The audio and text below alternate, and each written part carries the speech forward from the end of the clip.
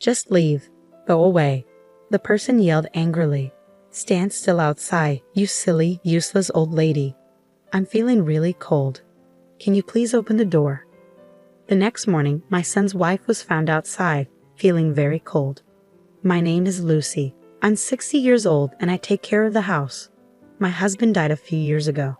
Now my son Tom, his wife Mary, and my grandson Alan live with me. We came together after my husband passed away, but I tried to give them space so I wouldn't bother them. They thought it would be too much if we were too close all the time, so they made changes to the house for more privacy. Mary is friendly and likes to spend time with her friends. Maybe it was better for us to not see each other often. Alan, my grandson, is in 4th grade. Sometimes I look after him when Mary goes out. He's really cute. Tom works at night, so we don't see each other much. He and Mary never argued, and they went out together sometimes. So I thought everything was fine with their marriage. Mary has lots of friends and throws parties at our house often. She stays close with her mom friends from Alex's school, and they all come over on Fridays for a party. These parties bothered me a lot. They started in the evening and went late into the night with loud noise and people drinking. Sometimes the husbands of Mary's friends would get drunk too. They didn't care if Alan got tired or hungry, so he'd often come to my room when he was bored. Once someone got hurt and an ambulance had to come because they fell into broken glass. Another time, a fight got so bad that they almost called the police. It was always me who had to calm Alan down and say sorry to the neighbors the next day for the trouble. Mary liked having these parties and didn't want them to stop. I thought about talking to Tom about it, but since he worked at night on Fridays, he never saw what was happening, and I didn't feel comfortable bringing it up with him. I once told Mary how worried I was about Alan. I'm concerned about all the chaos on Fridays. I don't want any emergencies. It's not good for Alan. I'll take care of him on Fridays, so why don't you all go out to a restaurant and drink responsibly? Living together stresses me out more than you realize. Wouldn't you feel the same if you were me? Also, going out to drink costs more money than doing it at home. I can't tell your friends they can't come here. You don't understand how I feel. She got really mad and wouldn't talk to anyone. Then one Friday, Alan came home from school feeling tired.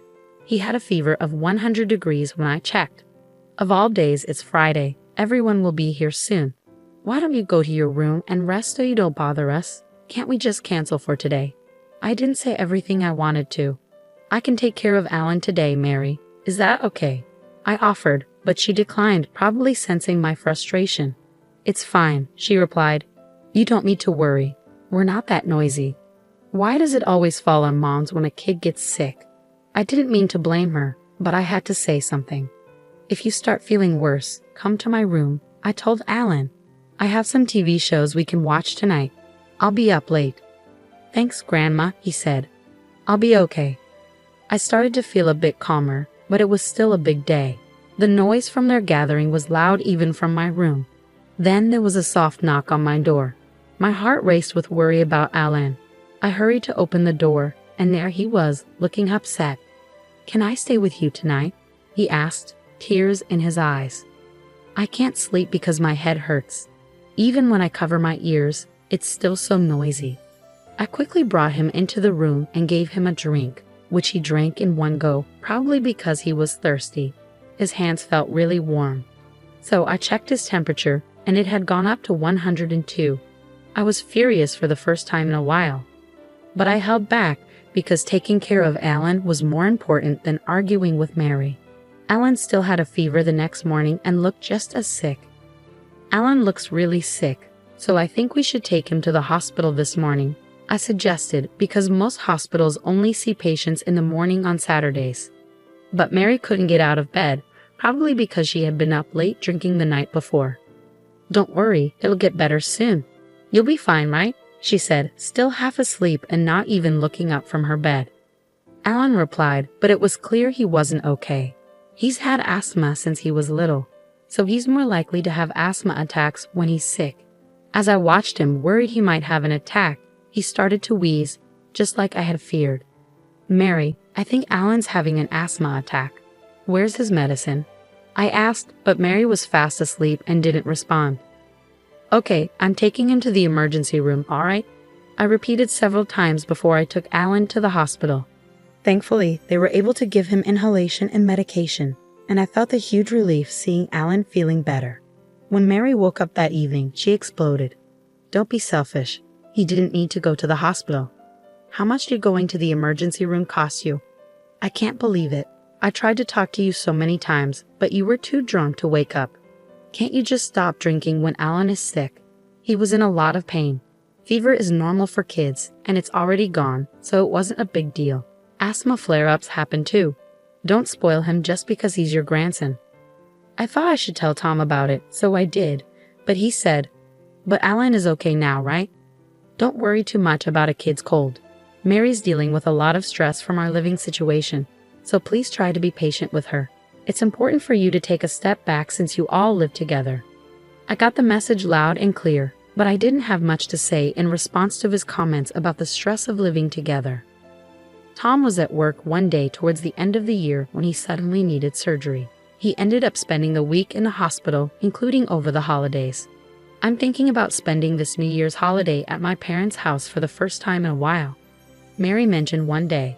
Usually, our family spent New Year's cleaning up, enjoying our favorite foods, and going out to eat with my eldest daughter Emily and her family, who lived nearby.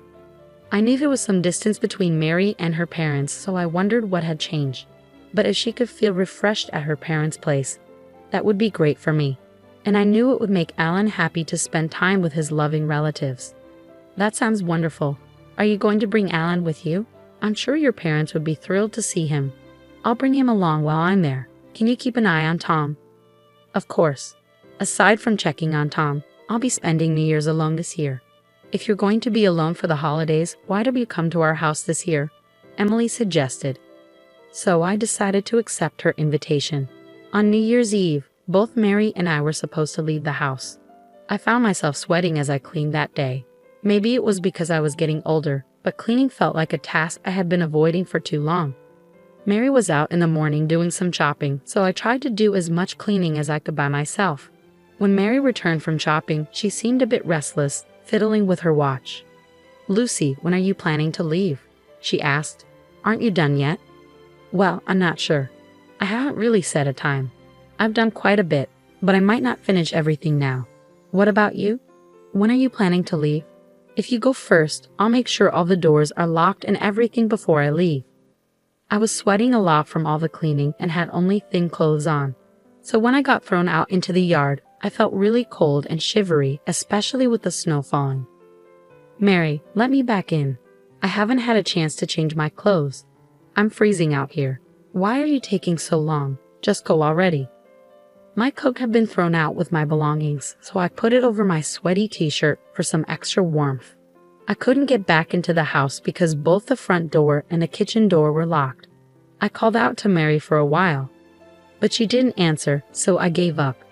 With no other choice, I decided to take a train to Emily's house. When I arrived, Emily was surprised to see me in such light clothes. "What's wrong? Why are you dressed like that?" she asked with concern. "Come inside quickly. You'll catch a cold." "Have you seen Bob? He was worried about you because of the snow, so he went to pick you up.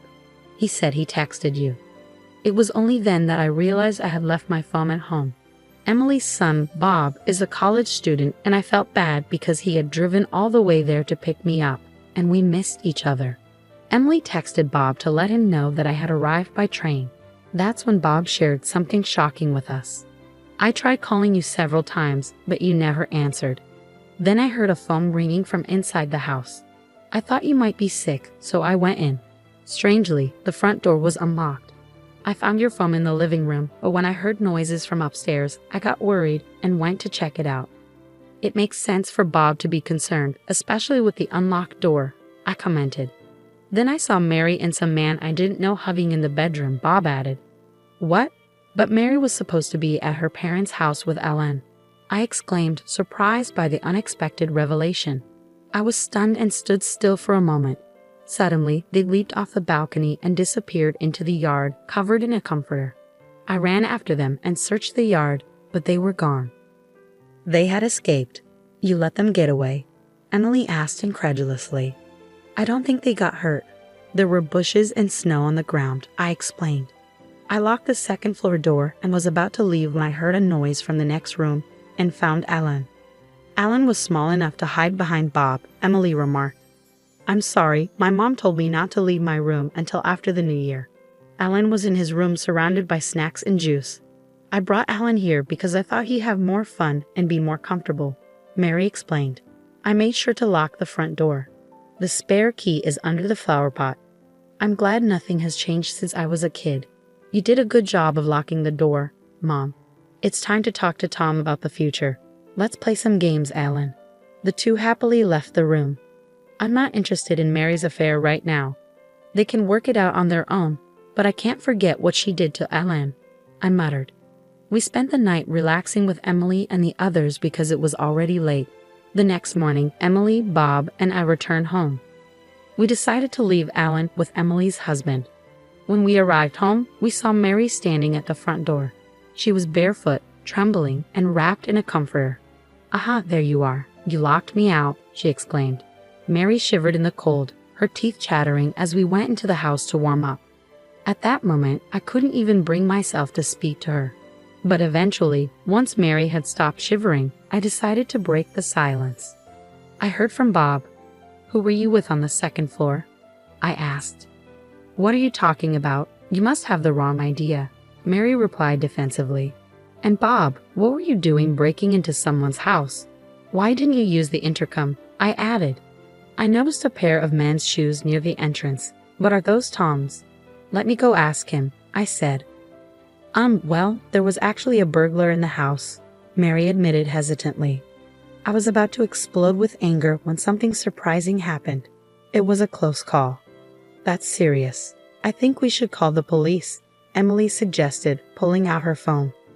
Wait, I see what you're trying to do. All right, you caught me. So who is that man? I demanded. Mary hung her head in silence. Weren't you two together when you jumped off the balcony? What happened to him? Where is he? I pressed further. He left a while ago, Mary replied quietly. She seemed shocked to be abandoned by the man she was having an affair with. She had spent the whole night barefoot, wrapped in a comforter, while he had gone home. Oh, so he left you?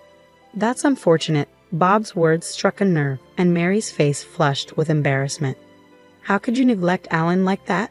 Were you planning to lock him in the room while you had your fun? I'm not interested in your affair, but I can't forgive you for what you did to Alan. I expressed my anger. I agree with her. At his age, he can manage on his own just fine. I'm his mother, but that doesn't mean I have to prioritize him over everything else in my life. I have my own things to do. Just because he's my son doesn't mean he can interfere. Mary defended herself, shocking Emily, Bob, and me with her callousness. Tom will be coming home from a hospital soon. Alan and I were supposed to stay at Emily's house until then. But when the time came for Tom to be released, we decided to have the discussion at our house. However, I didn't want Alan to be there in case Mary said something hurtful to him. So I let him have some fun with Bob, I explained. When Tom arrived, Emily laid out the facts plainly. Mary, is this true? Tom asked, clearly shocked. Well, you were busy with work and I was lonely. I'm sorry, Mary admitted, her voice shaking. Mary, did you really lock my mom out of the house in the snow? Tom asked, seeking clarification. No, that's not what happened. And what about locking Alan in the room while you were having an affair? I interjected, unable to contain my anger. Tom, didn't Mom tell you about the Friday night parties? Why didn't you and Mary talk about it? Alan spoke up, surprising us all with his maturity. I'm not sure how to approach it, but the important thing is to never hesitate to ask for help. I've been exhausted from work too, and it's been tough. And I'm sure Mary has her own issues living with Mom. You two seem to avoid facing problems and take the easy way out. Have you ever thought about others? You need to talk it out and figure out what you're going to do together. You're both adults. But remember, you have to consider Alan. I won't let you abandon him, Tom addressed the situation calmly. A few days later, they decided to get divorced. Mary was ordered to pay child support and alimony to Tom, who got custody of Alan. Mary confessed everything, and the divorce proceeded smoothly. We never found out who she was cheating with. Mary refused to talk about it, and Tom was too focused on building a new life for himself and Alan to dwell on it. But 3 months later, the other man's family found out about the affair, and we learned his identity. To my surprise, the other man was married to one of Mary's mom friends. He was one of the men who sometimes attended the Friday night parties. He and Mary continued their relationship even after she divorced Tom. The reason Mary agreed to the divorce so easily was that she didn't want anything about the parties to be revealed. I can't understand how she could stay with someone who left her out in the cold like that, I mused. Despite having to pay child support and alimony, Mary stayed with him. The other man's wife demanded alimony and that Mary cut ties with him. As I pondered, I couldn't shake off the thought of the unlocked front door that day. They had been so preoccupied with their affair that they forgot to lock it. If it had been locked, Bob would have definitely used the intercom. I told Bob that even if the door was unlocked and he suspected there was a burglar, he shouldn't have gone in because he could have been in danger. I was worried about Grandma, Alan explained. Those two would have been in for a surprise if a cop had shown up out of nowhere and caught them cheating. I'm not experienced enough, Bob admitted. Well, he can be a bit of a goofball, but he always tries to lighten the mood and treats Alan like his own brother, Emily explained, acknowledging Bob's loyalty. Mary had a wide circle of friends, and news of the affair spread quickly among them. Eventually, she left the area, probably finding it too difficult to stay in the same city. It seemed that her group of friends gave them a hard time until they decided to move. They're trying to make ends meet in their new place. They have to support Alan, pay alimony to Tom, and also pay alimony to his ex-wife. Mary's relationship with her parents is strained, and she's working tirelessly with no support, I explained. She called our house once. I'm so sorry, she said. I'm lonely and I'm struggling because I have no one to turn to. Please forgive me. Please help me. It's one thing to want to see or talk to Alan, but it's another to try to avoid taking responsibility for what she did, I thought bitterly. The children of Mary's friends gave Alan a hard time for a while because of Mary's actions. Tom managed to talk to their parents and the kids, and they were able to resolve things among themselves. But I can't help but wonder how much it hurt Alan to have his mother disappear and then be bullied by his own friends, I said sadly. I thought about telling Mary how much Alan is struggling, but I doubt she would care, I admitted. Is that all you wanted to say? Emily asked. Don't contact me, I replied firmly before hanging up the phone. I've moved in with Tom and Alan. There have been challenges, and there will be more to come, but we'll face them together. Tom has also cut back on his work hours to spend more time with Alan. I'm grateful to Emily and her family for all their support during this time, I concluded gratefully.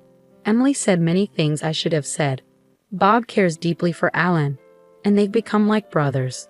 I hope Alan will be raised in a loving family. I'm glad I get to be here to see him grow up, I added with a hint of hope for the future.